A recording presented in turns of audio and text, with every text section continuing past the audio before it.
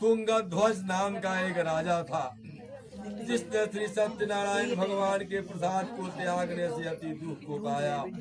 एक दिन उसने वन में मृगादि अनेक पशुओं को मारकर बरगद के पेड़ के नीचे बैठकर श्री सत्यनारायण भगवान के पूजा को देखा, जिसको गोप ग्वाल जाति के लोग अपने अनेक भाई बंधुओं के साथ संतुष्ट चित्त से करते थे।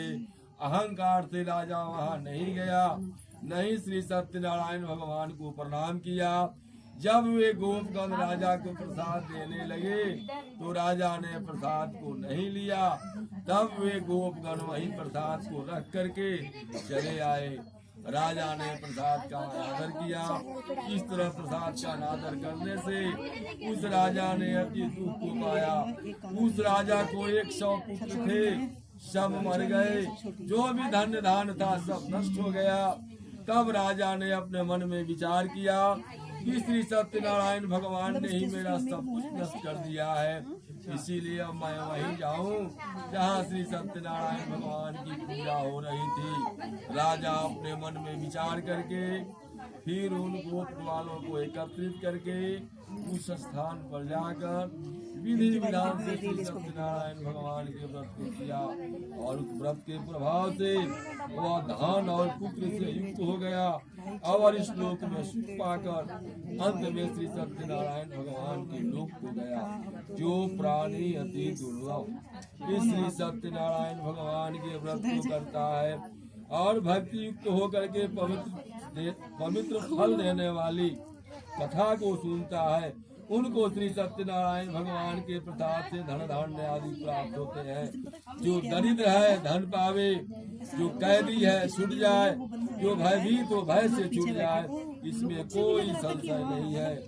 इस परम पवित्र व्रत को करने से प्राणी सदा सुख पाकर अंत में श्री सत्यनारायण भगवान के लोक में जाता है। श्री सूत जी कहते हैं कि हे विप्रो, मैंने श्री सत्यनारायण भगवान के व्रत को आप लोगों से कहा, जिसके करने से मनुष्य सब प्रकार के दुखों से छूट जाता है।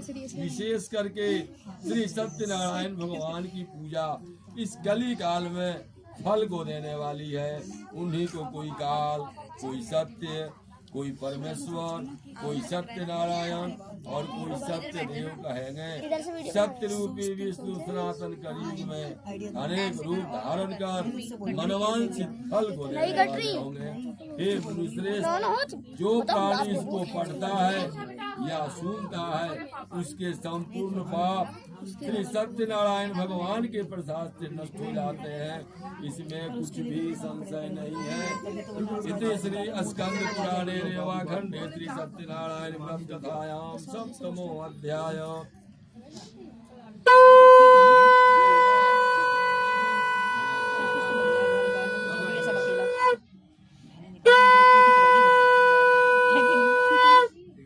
एक बार बोलिए श्री सत्यनारायण भगवान की जय, आदिशक्ति माता की जय, बजरंगबली की जय, शंकर भगवान की जय, कालका मैया की जय, आनंद कंद बिहारी लाल की जय। जो लोग फूल अक्षत लिए हैं भगवान पर चढ़ा करके बारी बारी से प्रणाम कर ले या उस